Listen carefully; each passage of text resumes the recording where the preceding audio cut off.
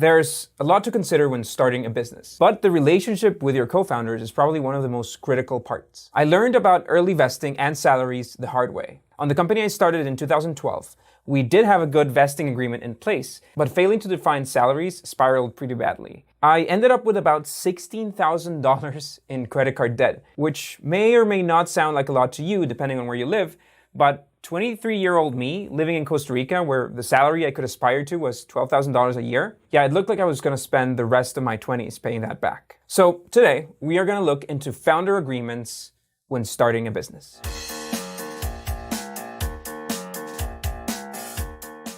Now, let's start with stock and vesting.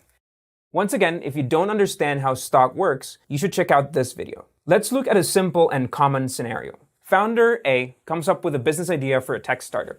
He has a business background and is a great hustler, but can't code. He seeks out founder B, who has a tech background and has the experience to become the company's CTO moving forward. Now, by tech company, I mean an app, a SaaS, software as a service, a hardware product. But for example, an online store is not necessarily a tech company. If you're founder A and you're starting an e-commerce platform, learn to use Shopify or Squarespace and build it yourself, at least until you can start generating some revenue. Back to the original case, the actual full-on tech company.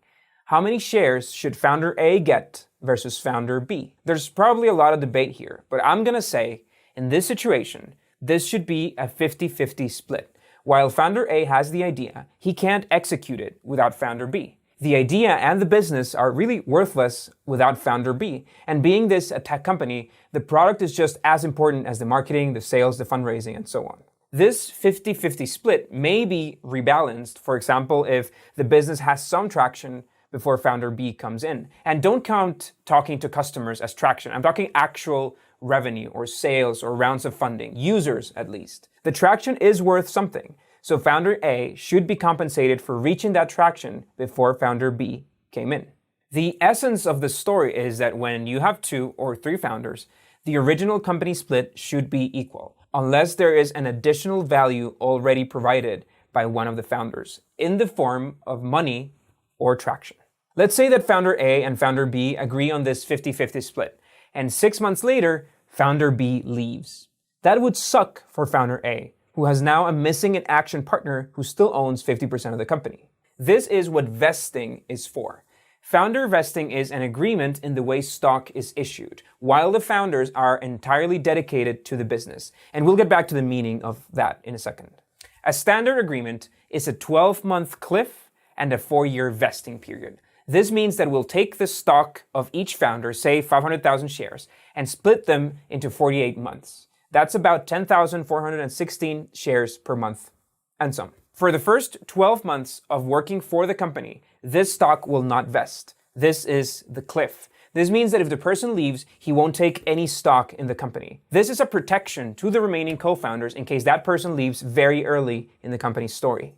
On the 12th month, at the stroke of midnight, the vested shares for those 12 months will be executed, which means that that founder will now own 125,000 shares of stock in the company, 1/4 of his stake. The remaining shares will continue to vest monthly thereafter. In case of that person leaving, the remaining founders are still protected and have additional stock for recruiting a new team member. And the person who is quitting is compensated for his work at a critical stage in the company. Now, if you have a US business, it's really important that you file an 83B election if you are receiving vested stock.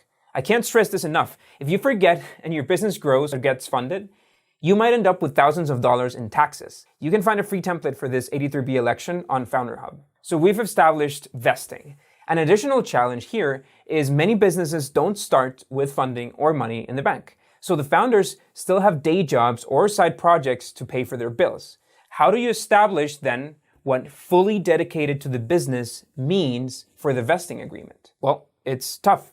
I laid out my example and I hope that it provides some guidance to you. Once again, similar conditions are easier and ideal. If both founders have day jobs, then they can agree on a certain number of hours per day.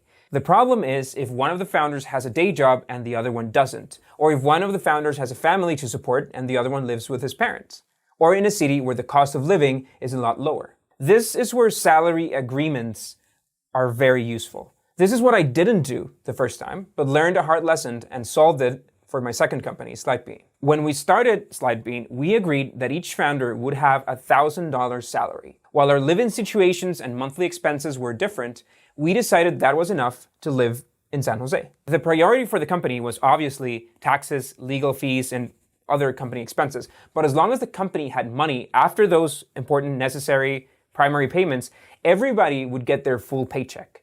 If there weren't enough money, we'd get equal paychecks with whatever funds were left, and the company would owe us that salary. We self-funded the company for almost a year, mostly through small consulting projects. We agreed that those were company projects, not individual projects. So even though the project only involved one or two of us, the money we made from that would be the company's money and not that individual's. This worked rather well for us. Only a couple times we had to delay our payments, and we agreed that this was each one's responsibility to survive until the next paycheck came in. Defining a limit here is also useful, maybe 3 or 6 months after which the founders are allowed to take on day jobs without being considered leaving the company for vesting purposes. Defining that salary and where it stands in the company's cash flow priorities is critical. It's setting the rules of the game. It's not pretty when companies run out of money and there isn't enough cash to pay for stuff. That's a terrible time to try to agree on things. You should decide on things when everything is moving forward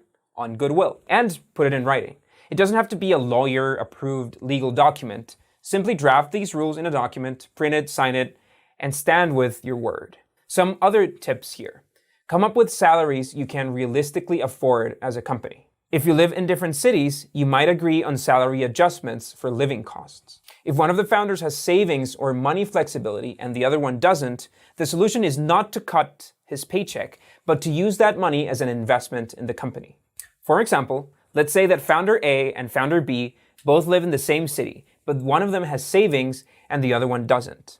A solution here would be for founder B to collect a salary and founder A to not get a salary because he doesn't need it because he had the savings. I think that will just create a mess afterward. Founder B has been receiving a salary and founder A will be eating up his savings. So a good approach here would be for founder A to invest $10,000 in the company and get a fair stock compensation in exchange for that. They both get equal salaries since they both live in the same city.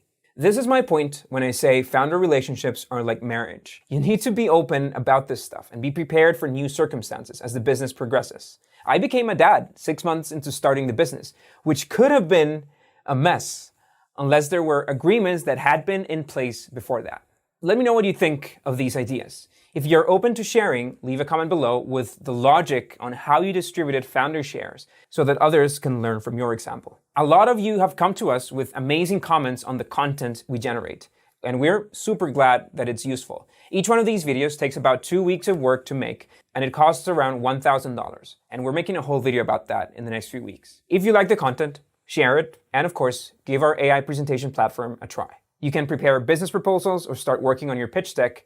The exercise of making a pitch deck can give you a notion of what you should be focusing on as a founder. Creating an account is free, and you can't beat free.